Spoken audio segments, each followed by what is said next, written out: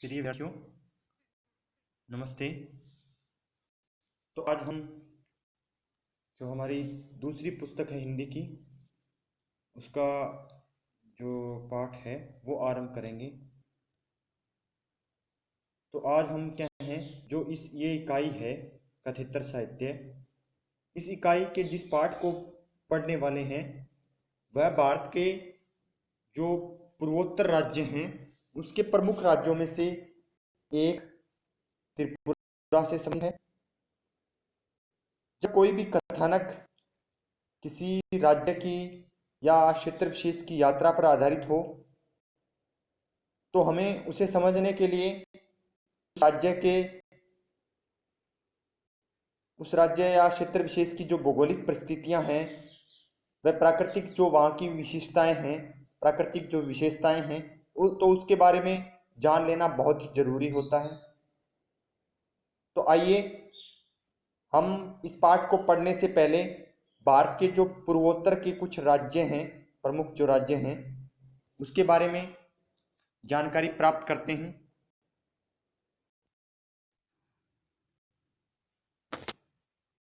तो देखिए, पूर्वोत्तर के प्रमुख राज्य, इस पाठ को पढ़ने से पहले हम पूर्वोत्तर के जो राज्य हैं, पूर्वी जो राज्य हैं जिन्हें सेवन सिस्टर भी कहा जाता है, उनमें से कुछ जो राज्य हैं उनकी जानकारी है वो हम प्राप्त करेंगे। पहला पूर्वोत्तर का जो राज्य है वो अरुणाचल प्रदेश, जो कि एक बहुत ही पूर्वोत्तर का एक प्रमुख भारत देश का एक राज्य है। तो हम इन राज्यों की जो भौगोलिक परिस्थितियां हैं, वहाँ की जो सांस्कृतिक गतिविधियां हैं, तो उसके बारे में हम जानकारी प्राप्त करेंगे। तो अरुणाचल की भौगोलिक स्थिति क्या है?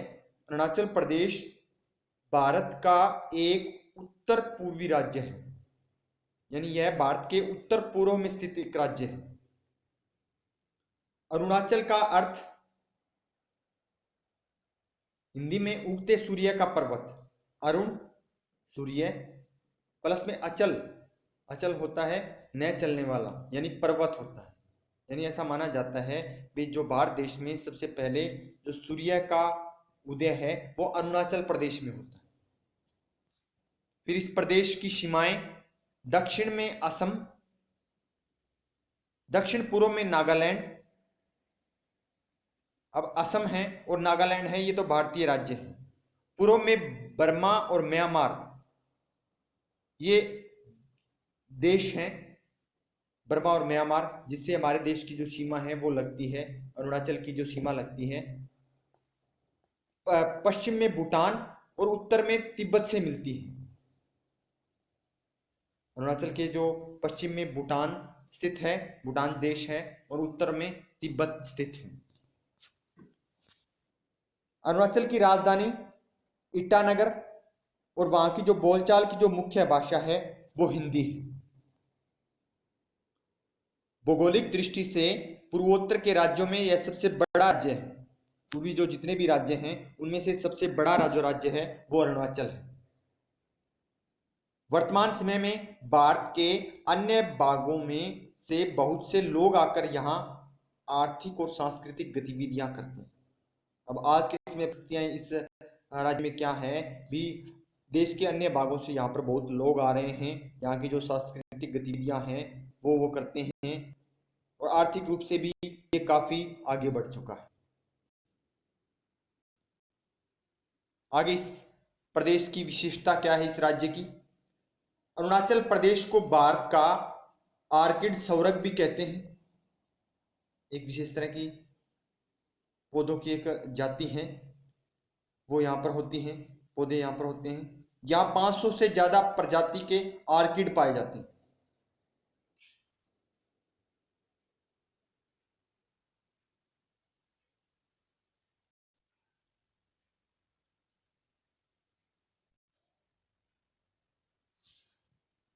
आर्किड पाए जाते हैं जो कि पूरे भारत में पाए जाने वाली आर्किड प्रजाति का आधा है।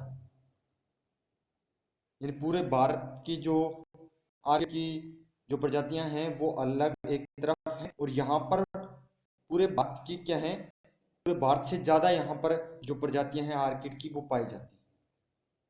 इनमें से कुछ दुर्लभ यानी बहुत ही और जगह नहीं मिलती हैं, सिर्फ इसी क्षेत्र में मिलती हैं। दुर्लभ और संकटग्रस्त प्रजाति जो ये खत्म होने वाली हैं जो प्रजातियां, वो भी आर्किड हैं, वो भी यहाँ अरुणाचल प्रदेश में मिलते हैं।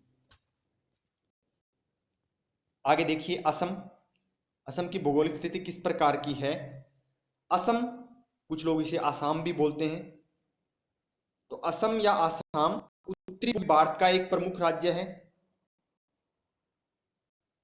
असम अन्य उत्तर पूर्वी भारतीय राज्यों से घिरा हुआ है। असम भारत का एक सीमांत यानी सीमा पर स्थित एक राज्य है जो कि चतुर्दिक सुरम्य पर्वत श्रेणियों से घिरा हुआ है। सुरम्य बहुत ही जो सुरम्य सुंदर जो पर्वत श्रेणियां हैं उससे घिरा हुआ एक ये एक राज्य है। चारों तरफ इसके अनेक पर्वत श्रेणियां हैं। यह भारत की पूर्वी सीमा पर यानी पूर्वोत्तर सीमा पर स्थित है। अब इसकी सीमा किस अन्य देशों के साथ जुड़ी हुई है? भूटान और बांग्लादेश से जुड़ी हैं इसकी जो सीमाएं हैं। अब इसके उत्तर में जो भारतीय राज्य हैं अरुणाचल प्रदेश, पूर्व में नागालैंड राज्य, पूर्व में नागालैंड तथा मणिपुर, और दक्षिण में मिजोरम तथा मेघालय के साथ इसकी जो सीमाएं हैं वो लगती हैं। ये असम की भौगोलिक स्थिति थी। आगे इसकी क्या क्या विशेषताएं हैं इस असम क्षेत्र की? धातु से बनी हुई यानी कई प्रकार के धातुओं से बनी हुई खूबसूरत कलात्मक वस्तुएं असम की विशेषता है। अपने मनमोहक यानी बहुत ही आकर्षक डिजाइन और टिकाऊपन यानी लंबे समय तक चलने की वजह से यहाँ की जो कलात्मक जो वस्तुएं हैं उनकी वजह से, टिकाऊपन की वजह से जो पर्यटकों तथा स्थानीय निवासियों द्वारा बहुत पसंद की जाती है। यहाँ की जो कलात्मक जो वस्तुएं बनी हुई होती हैं वो बहुत ही सुंदर डिजाइन से बनी हुई होती हैं, काफी लंबे समय तक चलती हैं, जो कि पर्यटकों का एक आकर्षण का केंद्र बनी रहती हैं।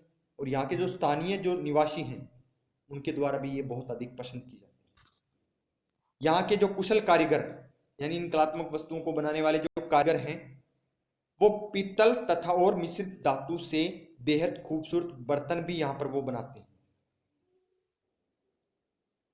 फिर है सन 1228 से लेकर 1826 तक यहाँ अहोम शासकों का राज था।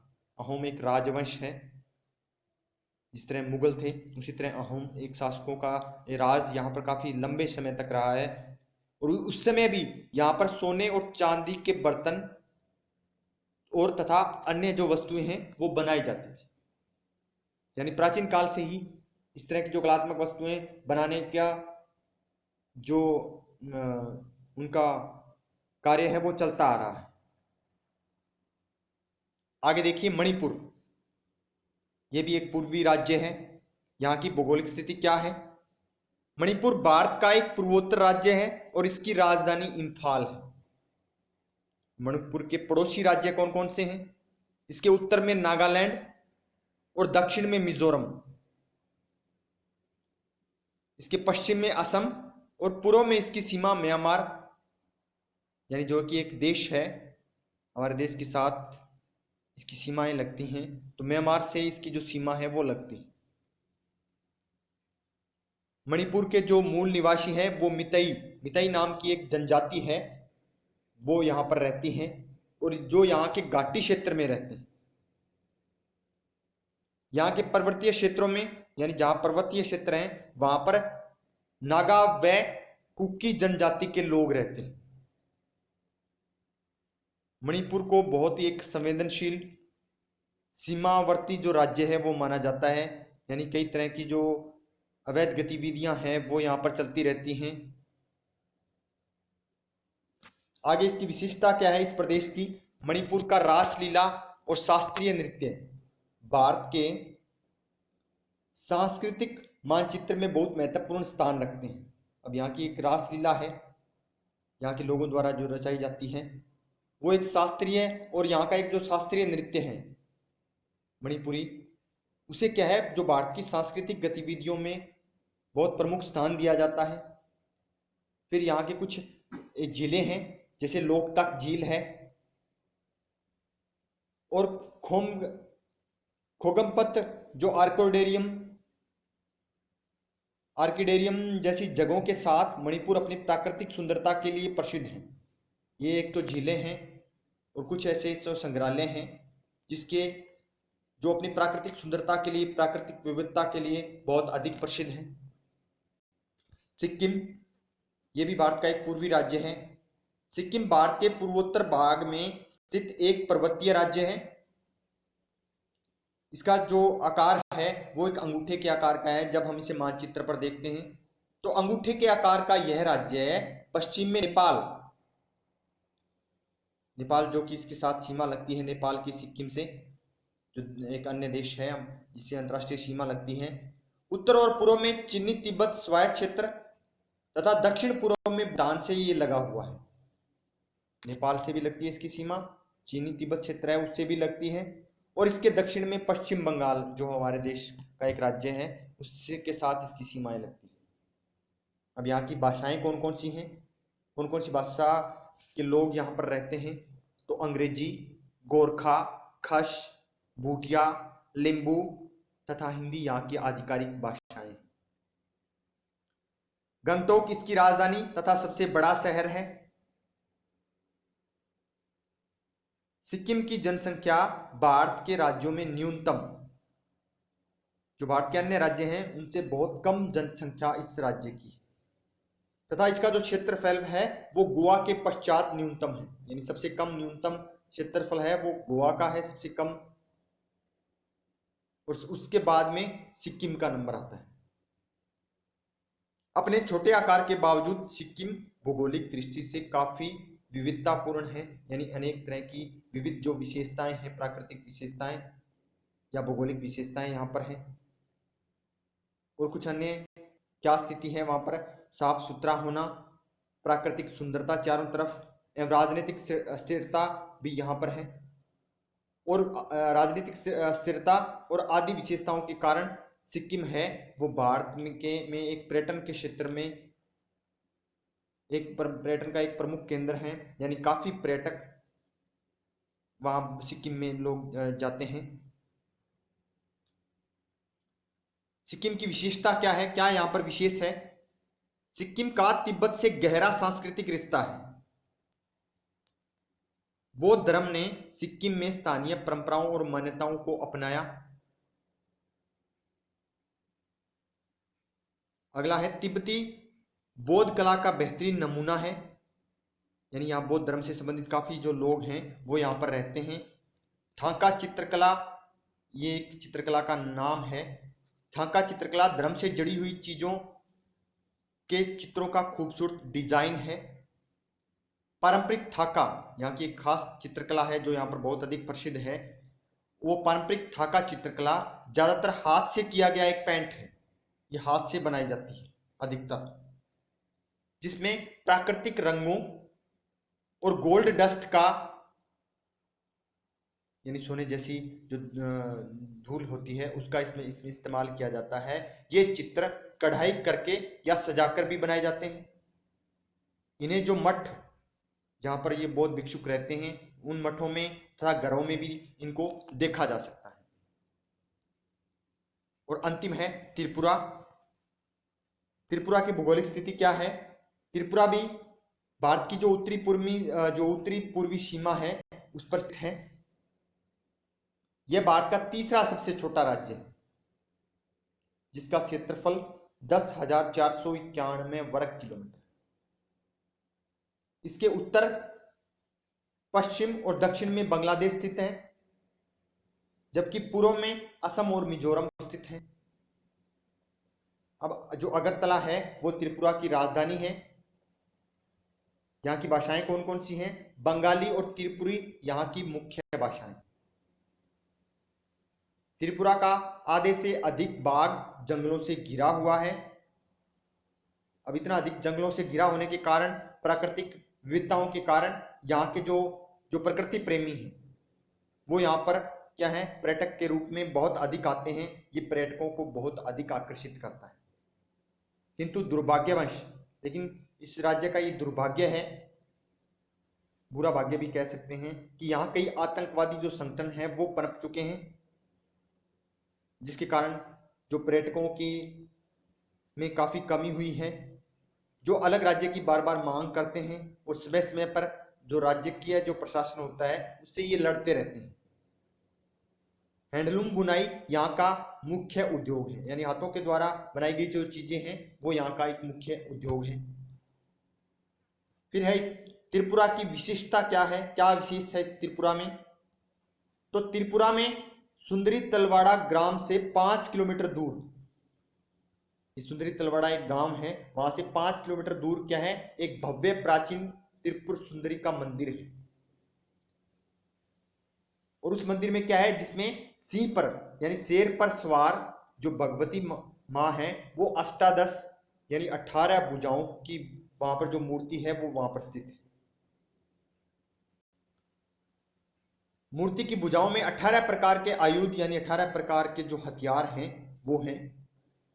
इस मंदिर की गिनती प्राचीन जो शक्तिपीठ हैं उनमें होती है। मंदिर में खंडित मूर्तियों का एक संग्रहालय भी बना हुआ है, यानी यहाँ पर काफी खंडित मूर्तियां भी वहां पर स्थित हैं, जिनकी जो शिल्प कला है यानी जिनकी बनाने की जो कला है वो अद्वितीय, बहुत ही अनोखी है। मंदिर में प्रतिदिन दर्शनार्थियों यानी काफी इन मूर्तियों के जो दर्शन करने वाले जो लोग हैं वो काफी यहाँ पर आते हैं, उनका तांता यहाँ पर लगा रहता है। प्रतिवर्ष नवरात्र में यहाँ भारी मेला भी लगता है। तो ये त्रिपुरा क्षेत्र की विशेषताएं थी। अब आगे देखिए।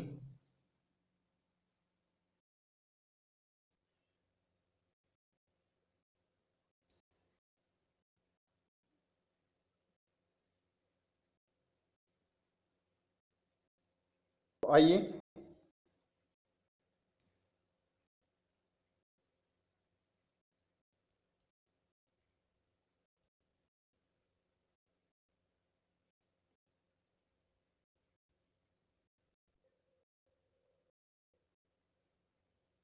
तो आइए अब हम संचन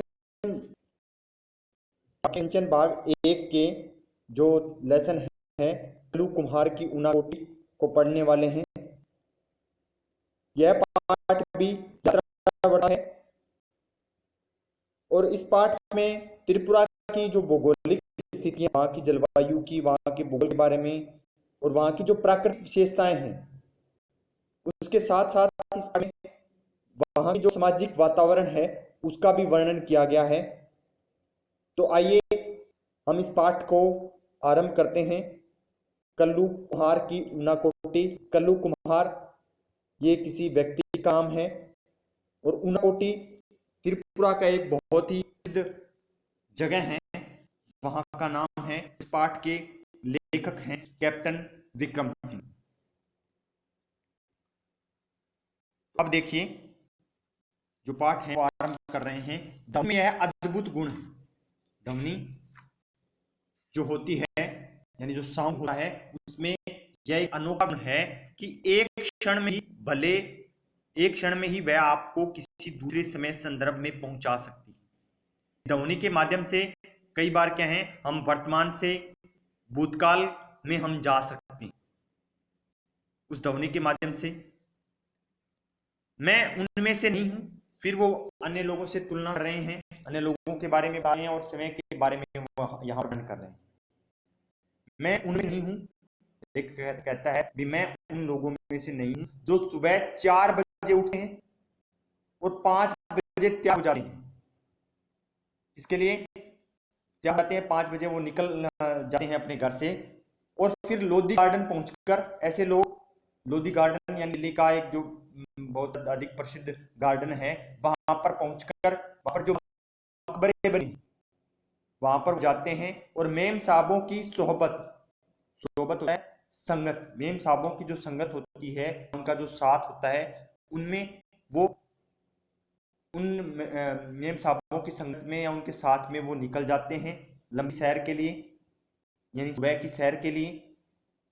लेकिन लेखक कहता है मैं आमतौर पर, लेकिन मैं क्या है कि मेरा वो अपनी दिनचर्या बताते हुए ये बात कहते हैं भी मैं आमतौर पर मैं हमेशा ही सूर्योदय के साथ उठता हूँ। सूर्य जब उदय होता है उस समय मैं उठता हूँ, अपनी चाय खुद बनाता हूँ, फिर फिर चाय और अखबार लेकर लंबी अलसाई सुबह का आनंद लेता हूं। यानी लेखक सूर्योदय होने के बाद उठता है, फिर चाय बनाता है और फिर बाद में चाय और बार को लेकर वो बैठ जाते हैं और अलसाई सुबह यानी आलस से भरी हुई सुबह लेखक कहता है भी मैं आनंद लेता हूं। अक्सर अखबारों की खबरों पर मेरा कोई ध्यान नहीं रहता। हालांकि कहता है भी मैं अखबारों को पढ़ता हूं, अखबार पढ़ता हूं, लेकिन जो अखबार के अंदर जो खबरें होती हैं उनकी तरफ मेरा कोई विशेष ध्यान नहीं होता है। यह तो सिर्फ दिमाग को कटी पतंग की तरह यूं ही हवा में तैरने देने का एक बहाना है। दरअसल इसे कटी पतंग योग भी कहा जा सकता है। अब लेखक यहां कहता है भी मैं उन खबरों की तरफ मेरी कोई जो अखबार में जो खबरें होती हैं उनकी तरफ कोई विशेष रुचि नहीं होती। किस तरह रुचि नहीं होती है? जिस प्रकार जो कटी हुई पतंग होती है उसको देखने में किसी की रुचि नहीं है, उसी तरह लेखक कहता है भी मैं भी अपने दिमाग को उसमें स्वतंत्र छोड़ देता हूं, उसमें विशेष रुचि नहीं दिखाता हूं। और इसे क्या है, एक कटी योग की वो संज्ञा देते हैं। इस तरह की जो क्रिया है उसको क्या है, लेखक कहता है भी ये कटी पतंग योग की तरह है। इसमें अपने लिए काफी ऊर्जादायी पाता हूं। हालांकि ये जो दिनचर्या है इस तरह की, उसे क्या है, ये मुझे काफी अधिक जो ऊर्जा है वो मुझे प्रदान करती है। एक तरह की जो शक्ति है वो मुझे शक्ति देने का एक तरह का योग है। और मेरा दृढ़ विश्वास है कि संभवतः मुझे एक और दिन के लिए दुनिया का सामना करने में मदद मिलती है। और इस बार के जरिए मुझे क्या है, दुनिया भर में क्या कुछ हो रहा है इसकी थोड़ी बहुत जो जानकारी है वो मुझे प्राप्त होती है। और एक ऐसी दुनिया का सामना करने में जिसका कोई सिर पैर समझ पाने में मैं अब खुद को असमर्थ पाता हूं। यानी मैं कभी कहते हैं भी मैं जो अखबार की खबरें होती है उनको समझता नहीं हूं, ठीक है, और उनको समझने में मैं क्या है, खुद को भी असहज महसूस करता हूं। फिर वो बताते हैं भी किस तरह क्या हुआ एक दिन कि अभी हाल ही में मेरी इस शांतिपूर्ण दिनचर्या, यानी इस तरह की जो मेरी दैनिक दिनचर्या थी, रोजाना इसी तरह मैं उठना, अखबार पढ़ना, चाय के साथ, इस तरह की जो मेरी दिनचर्या थी उसमें एक दिन खलल, बाधा, रुकावट पड़ गया। मैं जगा, अपनी नींद से उठता है, एक ऐसी कान फोड़ू, यानी कान को फोड़ने जैसी आवाज, तेज आवाज जो कान को फोड़ देती है उसको कान फोड़ू आवाज बोला जाता है। तो इस तरह की कान फोड़ू आवाज से जो तोप दागने और बम फटने जैसी थी, इस तरह की आवाज से के साथ वो उठा, जो कि तोप दागने से जो आवाज पैदा होती है या बम फटने से जो आवाज पैदा होती है, उस तरह की आवाज के साथ लेखक कहता है भी मैं उठ खड़ा। जॉर्ज डब्ल्यू बुश और सद्दाम हुसैन की मेहरबानी से तीसरे विश्व युद्ध की शुरुआत हो चुकी है। लेखक कहता है मुझे ऐसा आभास हुआ कि जो जॉर्ज डब्ल्यू बुश और सद्दाम हुसैन, इनकी कारण क्या है भी तीसरे विश्व युद्ध की शुरुआत हो चुकी है। लेखक को ऐसा आभास हुआ। खुदा का शुक्र है, लेकिन ईश्वर की कृपा है कि ऐसी कोई बात नहीं थी जैसा मैं सोच रहा था। दरअसल यह तो महज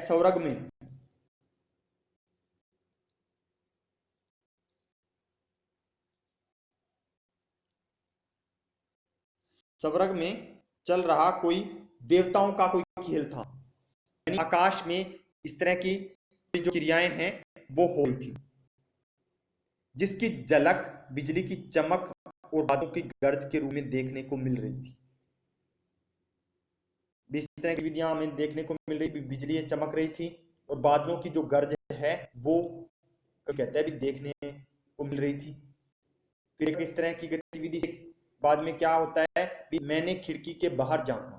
लेखक ने खिड़की खोली और बाहर क्या देखता है कि आकाश बादलों से भरा था, यानी आकाश में बादल छाए हुए थे जो सेनापतियों द्वारा त्याग दिए गए सैनिकों की तरह आतंक में एक दूसरे से टकरा रहे थे। जिस तरह सेनापतियों को सब कुछ अपना समर्पण भाव दिखाकर वे एक दूसरे से लड़ते विपक्षी के साथ लड़ते हैं, तो उसी तरह की जो बिजली की जो गर्जना है वो उन सैनिकों की तरह जो अपना आतंक है वो दिखा रही थी। विक्षिप्तों यानी पागलों की तरह आकाश को भेद भेद देने वाले, यानी इतनी अधिक जो बिजली है वो आकाश में दिखाई दे रही थी, ये पागलों की तरह आकाश को भेद देने वाली या आकाश को चीरने वाली तड़ित यानी जो बिजली है, उसके अलावा जो जाड़े की अलसुबह यानी जाड़े की जो बिल्कुल सुबह है और सुबह का ठंडा भूरा आकाश भी था। साथ साथ में आकाश में जो बादल, आकाश में जो बिजली है वो चमकती हुई दिखाई दे रही थी। इस समय में जो जाड़े की एक जो बिल्कुल सुबह होती है उस समय का वो वर्णन कर रहे हैं, और उस समय आकाश में जो भूरे बादल हैं वो छाए हुए थे, यानी जो आकाश है वो भूरा आकाश दिखाई दे रहा था, जो प्रकृति के तांडव को यानी जो प्रकृति के नृत्य को एक पृष्ठभूमि मुहैया करा रहा था। एक पृष्ठभूमि कवि कहता है भी इसके माध्यम से कुछ जो एक याद है उसका जो आधार है वो तैयार हो रहा। तो इस तांडव के गर्जन तर्जन ने यानी इस तरह की जो ये गतिविधियां हो रही थी आसमान में, आकाश में, तो इस गतिविधियों ने, इस गर्जना ने मुझे 3 साल पहले यानी 3 साल पहले की जो त्रिपुरा में ऊनाकोटी की एक शाम में पहुंचा दिया था। इस गतिविधियों ने मुझे, यानी कवि को कुछ अन्य इन गर्जनाओं के माध्यम से कुछ याद हो आया था। ठीक है, फिर वो कहते हैं बताते हुए दिसंबर 1999 में ऑन द रोड, 1999 की ये बात है, ऑन द रोड शीर्षक से 3 खंडों वाली एक टीवी की जो श्रृंखला थी, यानी एक टीवी से संबंधित जो कार्यक्रम था उसको बनाने के सिलसिले में लेखक कहता है भी मैं त्रिपुरा की राजधानी अगरतला गया। तो वहां पर जो अगरतला है वो लेखक जाता है, तो इसके पीछे बुनियादी यानी जो प्रमुख विचार था लेखक का वो त्रिपुरा की समूची लंबाई में आर पार जाने वाले राष्ट्रीय राजमार्ग 44 से यात्रा करने और त्रिपुरा की विकास संबंधी गतिविधियों के बारे में जानकारी देने का था। हालांकि लेखक कहता है भी मेरा विचार वहां पर इस टीवी संबंधी कार्यक्रम के लिए जो प्रमुख आधार नहीं था वहां पर जाने का मेरे लिए। लेखक कहता है भी मैं जो राष्ट्रीय राजमार्ग 44 जो राज्य है त्रिपुरा, उस राज्य की जो विकास संबंधी जो गतिविधियां हैं, वहाँ की जो प्राकृतिक विशेषताएं हैं, वहाँ की जो जलवायु है, उसके बारे में लेखक कहता है कि मैं जानकारी प्राप्त करना चाहता था। ये मेरा बुनियादी विचार था। फिर लेखक वर्णन करता है त्रिपुरा के बारे में, क्या बताता है कि त्रिपुरा भारत के सबसे छोटे राज्यों में से है, यानी भारत के जो छोटे छोटे राज्य हैं उनमें से भी एक त्रिपुरा भी एक छोटा ही राज्य है, और 34% से ज़्यादा की इसकी जनसंख्या वृद्धि दर भी खासी ऊंची। लेकिन हालांकि ये राज्य छोटा है लेकिन यहाँ की जो जनसंख्या है वो बहुत तीव्र गति से साथ बढ़ रही है। 34% वृद्धि दर यहाँ पर, जो कि क्या है बड़े बड़े राज्यों में भी देखने को नहीं मिलती, उससे अधिक यहाँ की जनसंख्या वृद्धि दर है।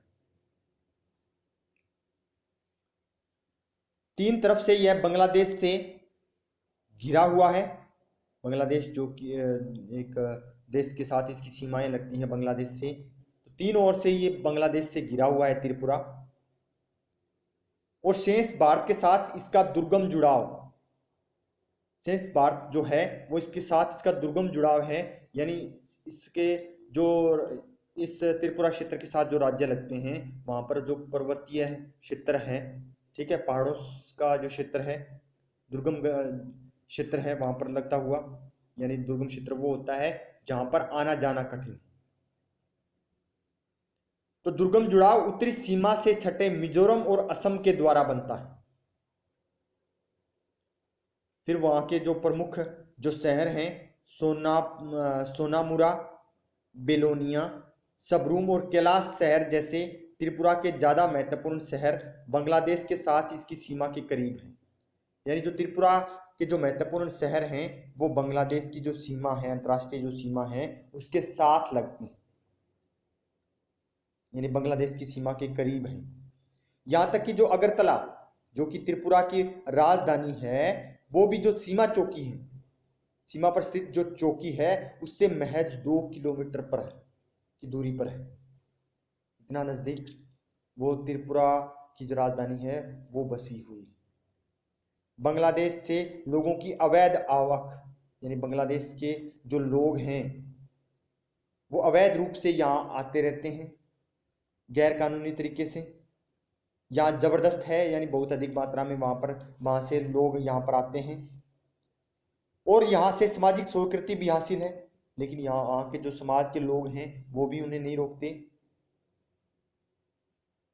यहाँ की असाधारण जनसंख्या वृद्धि का कारण यही है, मुख्य कारण यहाँ की जो जनसंख्या इस तरह से बढ़ रही है उसका प्रमुख कारण यही है कि वहाँ से बांग्लादेश से जो लोग हैं वो यहाँ पर बहुत अधिक आ रहे हैं।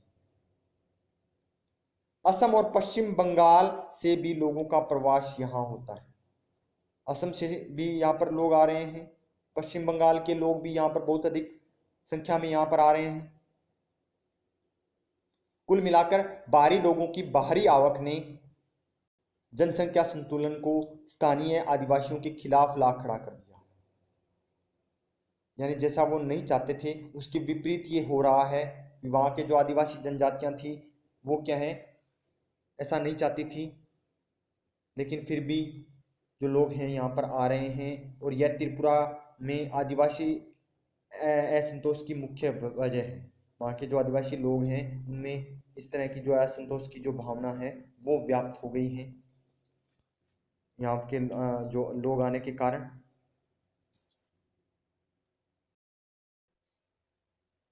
तो आज के लिए लेसन इतना ही। अब हम इस लेसन से संबंधित कुछ अन्य जो बातें हैं या कुछ भाव से संबंधित कुछ बातें हैं उसका हम अध्ययन करेंगे। तो आइए अब हम पाठ के जो पहले भाग का जो मूल भाव है उसको देखते हैं। तो मूल भाव क्या है कि त्रिपुरा में आदिवासियों के असंतोष की मुख्य वजह वहां पर बाहरी लोगों की असाधारण जनसंख्या वृद्धि, यानी जो त्रिपुरा के आदिवासी लोग हैं उनमें असंतोष फैला हुआ है। और इसकी वजह है वहां पर जो बाहरी लोग वहां पर जो आ रहे हैं दूसरे देशों से या कुछ से या जो पश्चिम बंगाल से, तो ये उस असंतोष की प्रमुख वजह है जो आदिवासियों में जो असंतोष व्याप्त है। तो त्रिपुरा में आदिवासियों के असंतोष मुख्य वजह वहां पर बाहरी लोगों की असाधारण जनसंख्या वृद्धि है। अब क्या क्या हो रहा है वहां पर, जो त्रिपुरा है वो किस तरह की गतिविधियां हैं वहां पर जिसके कारण वहां पर जो लोग हैं बाहरी लोग हैं वो पहुंच रहे हैं। एक तो त्रिपुरा का भारत के सबसे छोटे राज्यों में से एक होना, दूसरे राज्यों की अपेक्षा इसकी जनसंख्या वृद्धि दर का खासी ऊंची होना, यानी बड़े बड़े राज्यों से भी इसकी जो जनसंख्या वृद्धि दर है बहुत अधिक ऊंची है। हमने कहा था अभी 34% के आसपास यहाँ की जनसंख्या वृद्धि दर है। तीसरा, त्रिपुरा की सीमा 3 तरफ से बांग्लादेश और शेष भाग भारत के ऐसे स्थान से जुड़ा होना जहां पर पहुंचना आसान न हो। जो त्रिपुरा सीमा है वो हमने पढ़ा था कि 3 तरफ से वो जो है बांग्लादेश से घिरी हुई है और शेष भाग से जो त्रिपुरा का शेष भाग जो 2 राज्यों से भारत के 2 राज्यों से साथ जुड़ता है वहां पर पहुंचना आसान नहीं है, बहुत दुर्गम जुड़ाव है जहां हमने ये पढ़ा था। फिर बांग्लादेश से लोगों का बिना अनुमति के त्रिपुरा में आना, बांग्लादेश के लोगों में अवैध आवक, हमने कहा था भी अवैध आवक, बांग्लादेश जो अवैध जो लोग हैं वो क्या है जबरदस्ती त्रिपुरा शहर में आ रहे हैं और यहीं बस जाते हैं, यहीं के निवासी बनकर रह रहे हैं। अगला है असम और पश्चिम बंगाल से भी लोगों का त्रिपुरा में प्रवास करना। हमारे देश के जो अन्य राज्य हैं असम और पश्चिम बंगाल, वहां से भी लोग क्या हैं इस त्रिपुरा क्षेत्र में आ रहे हैं। परिणाम स्वरूप क्या हुआ इसका, बाहरी लोगों की बाहरी आवक ने जनसंख्या संतुलन को स्थानीय आदिवासियों के खिलाफ लाकर खड़ा कर दिया। यानी बाहर से आने वाले जो लोग हैं उनकी जो संख्या है वो आदिवासियों से ज़्यादा हो गई है, जिसके कारण जो त्रिपुरा के जो आदिवासी हैं उनमें असंतोष की जो भावना है वो व्याप्त है। तो ये इस पाठ का मूल भाव था।